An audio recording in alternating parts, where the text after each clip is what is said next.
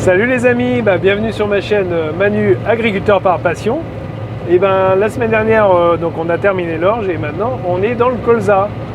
Et puis voilà, l'opération moissonneuse.fr, écoutez, ça marche drôlement bien. Quasiment tous les jours j'ai du monde avec moi. Et là aujourd'hui, il n'a pas eu besoin de s'inscrire avec moi. J'ai Lucas, mon filleul.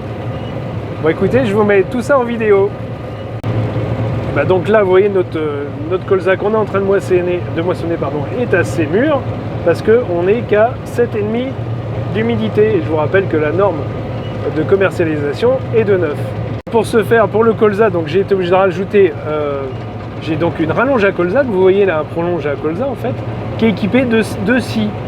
Alors, c'était pas mal ça il y a quelques années parce que l'avantage, c'était à l'époque, je vous rappelle que ma moissonneuse, je l'ai achetée d'occasion, elle est de 2009. Alors le gros avantage, c'est que c'est une rallonge, je pense que sur le marché, il n'y a pas beaucoup plus long. L'inconvénient, c'est que c'est mécanique et je suis obligé de faire un montage à chaque fois. On en a bien pour une petite heure à mettre tout ça en route. Mais bon, l'avantage, c'est que on a quand même un flux beaucoup plus régulier qu'une coupe directe, quoi. Mais voilà, le seul petit, c'est vrai que maintenant les nouvelles machines, vous appuyez sur le bouton et vous allongez votre coupe, c'est quand même un gain en confort. Alors vous voyez, la moissonneuse, c'est pas un foot de guerre dans le colza, hein. Je suis à 3,5, 3,2, 3,5 grand maximum. On a un rendement qui est quand même assez correct. Je pense, je vous remettrai ça plus tard, hein, mais on avoisine, je pense, les 40 quintaux. Le seul inconvénient, vous voyez, les cannes sont encore drôlement vertes et c'est ça qui m'a occasionné tout à l'heure plusieurs bourrages au niveau de la coupe. Alors vous pouvez voir aussi quand même le confort de travail qu'on a avec un GPS parce que regardez, on tombe vraiment sur la dernière bande qui fait pile poil à la largeur de la coupe. Donc ça c'est quand même super bien et on a le temps comme ça de mettre un œil, alors pas que sur le téléphone, hein, sur les réglages et tout ça, un peu plus précisément.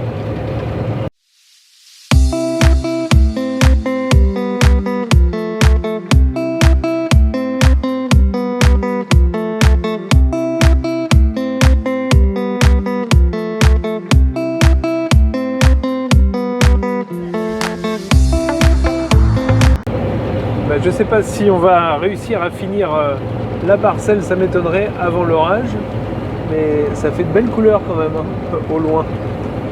Pour l'instant, il ne pleut pas chez nous, mais je sais qu'à quelques kilomètres déjà, il y a des trompes d'eau. Bon, on est dans notre dernier hectare de colza. Écoutez, je suis agréablement surpris parce que le colza avait mal démarré avec ma parcelle endénée. Là, on faisait 20 quintaux. Et puis là, on a 30 hectares où on est à 40, voire plus. Donc on va finir, je pense, à une moyenne autour de 40 quintaux. Donc c'est, entre guillemets, c'était un petit peu inespéré. Là j'avais fait, comme je l'avais dit il y a quelques vidéos, c'est un mélange de 4 variétés de colza.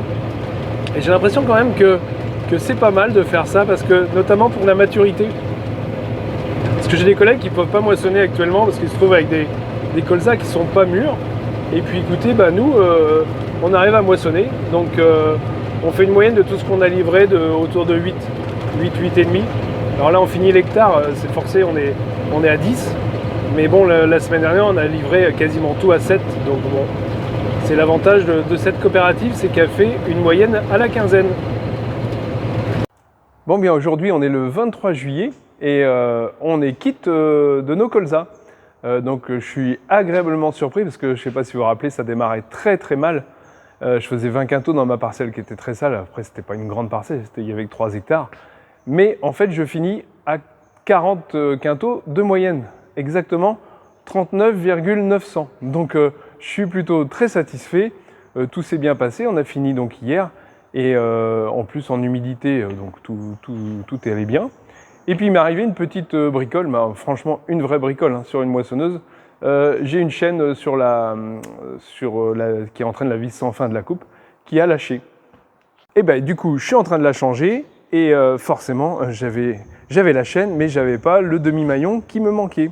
Parce que vous savez, tous ceux qui ont une moissonneuse le savent forcément, mais ici vous avez forcément une attache rapide vendue d'origine avec la boîte qui relie les deux. Mais sur cette moissonneuse là, même le tendeur desserré comme celui-là, vous voyez, ça c'est le tendeur de chaîne desserré à fond, et ben il me faut une demi-maille parce que sinon ça colle pas. Donc voilà, je reviens de chez le vendeur et puis on met ça tout de suite en ligne. Alors je passe un temps assez important à énormément souffler ma moissonneuse. Pas forcément parce qu'elle a beaucoup de poussière sur elle, si, il y en a forcément, mais c'est surtout pour éviter la contamination des autres champs quand j'ai moissonné un peu de raies-gras. Et là, c'est le cas.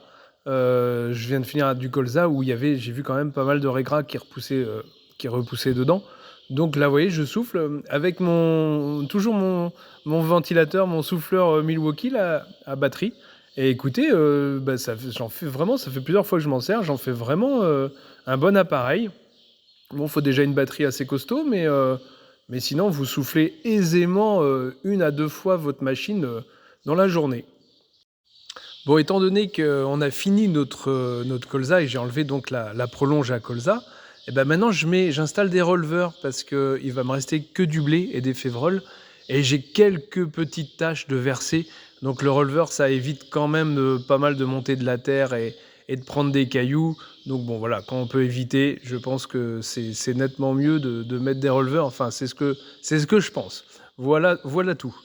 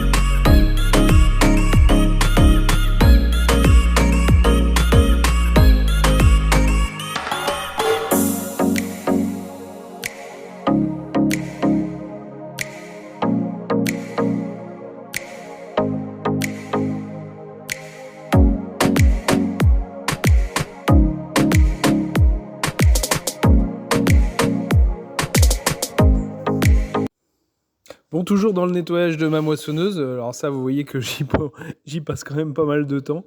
Bon, après, voilà, ça fait partie du job et puis c'est tout.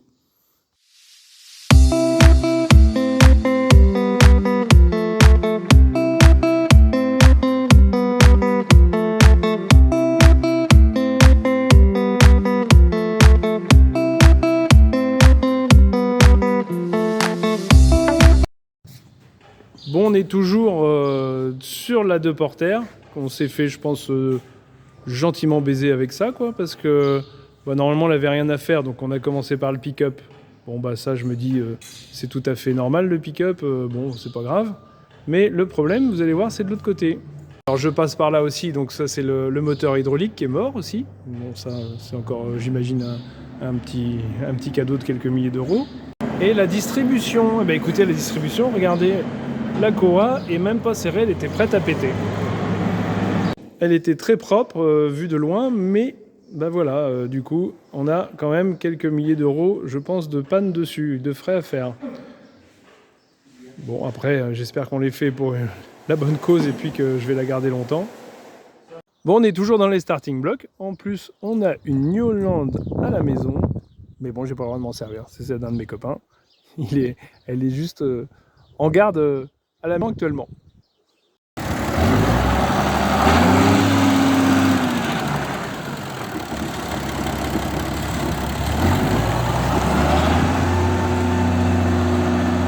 Et on ressort la vis à grains.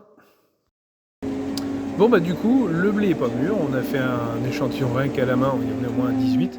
Donc on s'est mis à enrouler le lin. On a enroulé le lin, les bouts surtout qui étaient les plus avancés, les plus rouillés. Donc voilà, ça va nous occuper au moins deux après-midi, je pense. Donc c'est toujours ça de fait. Bon, on a ressorti le vieux pépère, le Magnum, là, qui est toujours d'une grande utilité sur le plateau Alain, parce que il fait pas beaucoup d'heures, et puis il a quand même vachement la puissance, et puis c'est toujours un plaisir de le sortir, faut avouer.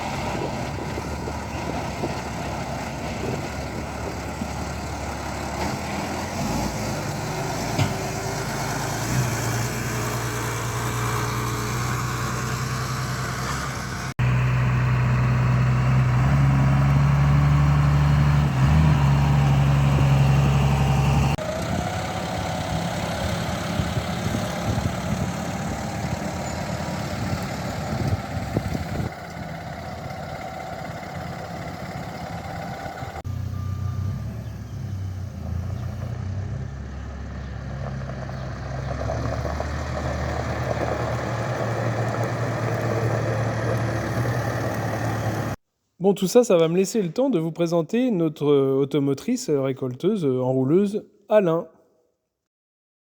Il faut commencer par le commencement. Écoutez, on a un tout petit moteur 4 cylindres John Deere qui doit faire 125 chevaux, 130 chevaux, qui est parfois un petit poil juste quand même en puissance parce que tout est hydrostatique là-dessus. Sinon, voilà, ça fait très très peu d'heures par an. Hein. Donc après, on suit par le pick-up, ce qui permet de ramasser la nappe de lin au sol. Donc vous voyez, le pick-up, on l'a refait cette année. On est quasiment obligé de le refaire tous les ans. On a mis une courroie neuve, vous voyez la courroie avec les petits picots là, qui emmènent le lin. Donc on suit jusqu'au pick-up paille. Donc vous voyez, la round baler, on va dire classique. Et où ça change, c'est juste après. En fait, on a deux ficelles de sisal. Hein. On n'utilise que de la sisal, nous, dans le cadre du lin. Et ici, en fait, les deux ficelles accompagnent la boule de lin dès son noyau, dès la formation du noyau. Parce qu'après, ça sert au taillage après, pour redérouler les balles de lin. Et puis après, forcément, en dernier lieu, une fois que la balle est faite, on a un liage donc, qui met la ficelle, on va dire, sur toute la largeur de la boule pour éviter que le lin parte, quoi, tout bêtement, et que ça fasse des boules assez propres. Donc là c'est le magasin ficelle. Hein. On fait, quand il est plein, on fait à peu près, je vous dirais, autour de 200 boules. Ouais, facilement 200 boules. Je ne sais plus exactement parce qu'on n'a pas refait. Ça fait un an que je l'ai pas fait, quoi. Et donc voilà, toujours de la sisal. Ah oui, vous devez vous demander aussi pourquoi de la sisal. En fait, le nylon, on pourrait très bien botteler avec du nylon. Le souci, c'est si jamais il restait des petits bouts de nylon, on va dire, dans la nappe de lin, ça pourrait occasionner en fait au tissage des trous en fait dans le rouleau de tissu, quoi, tout bêtement. Et c'est pour ça que c'est interdit le nylon. Donc là, nous, c'est un modèle avec 4 courroies. Alors l'inconvénient de cette marque-là, je dirais que les courroies ne sont pas très très épaisses quand on compare par exemple avec celle du Ferraboli. Et c'est quand même assez souvent qu'on est obligé de les refaire ou de les couper et de les raccourcir. La particularité aussi de cet engin-là, c'est que vous voyez, on a la poignée multi-commande qui se trouve sur la gauche. Donc en fait on gère avec la main gauche, mais ça vient assez vite. Et puis avec la pédale d'accélérateur qui est là-bas. Puis après, on a notre pupitre, voilà, c'est tout basique. Hein. C'est assez bruyant. Alors, c'est une cabine spacieuse, hein, c'est super agréable d'être dedans. Le seul inconvénient, c'est le bruit. Je trouve qu'elle est assez bruyante. En option, à l'époque, on avait pris aussi avec mon collègue la suspension pick-up. Donc, c'est-à-dire qu'il y a des boules d'azote qui se trouvent par derrière, là-bas. Et puis, ça évite les coups de saccade, on va dire, dans les bouts de champ, parce que quand on passe des trous et tout ça. Et on avait pris aussi les doubles roues, c'est un peu plus stable quand on est sur la nappe de lin, parce qu'il faut savoir qu'on roule quand même assez vite, hein, on peut en rouler jusqu'à quasiment 20 km/h, donc forcément on a intérêt que le champ soit le plus plat possible. Bon, les vieux tracteurs ont toujours leur utilité, hein. On a attelé le Maxum qui a 10 700 heures, je crois, au Ferraboli pour essayer de gagner un petit peu de temps, puis essayer de le remettre en route parce que je m'en suis pas beaucoup servi l'année dernière. On préfère faire à l'automoteur, mais bon, voilà, qu'on sache bien s'en servir. Bon, on a un peu de temps à perdre, alors formation du nouveau chauffeur. On va voir s'il se débrouille bien, s'il écoute surtout les conseils de son père. Ça, c'est peut-être moins sûr.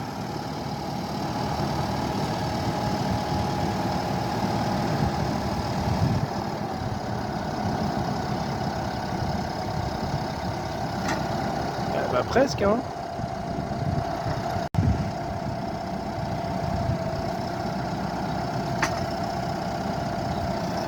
Eh ben dis donc, c'est pas si mal pour un petit gars de 9 ans.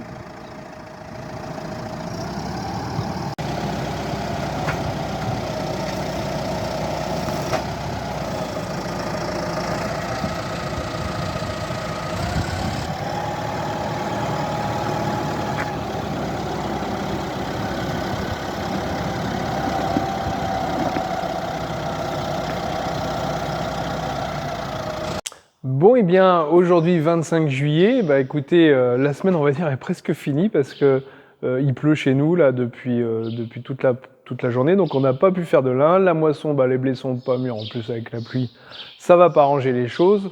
Donc on fait pas mal de bricoles, un peu de rangement, enfin plein de choses pas très intéressantes que j'ai pas voulu mettre en vidéo. Et puis bah voilà, vous avez un aperçu de la semaine, et puis bah comme d'habitude, je vous souhaite une bonne semaine à tous, et puis en route pour de nouvelles aventures la semaine prochaine. À bientôt, salut!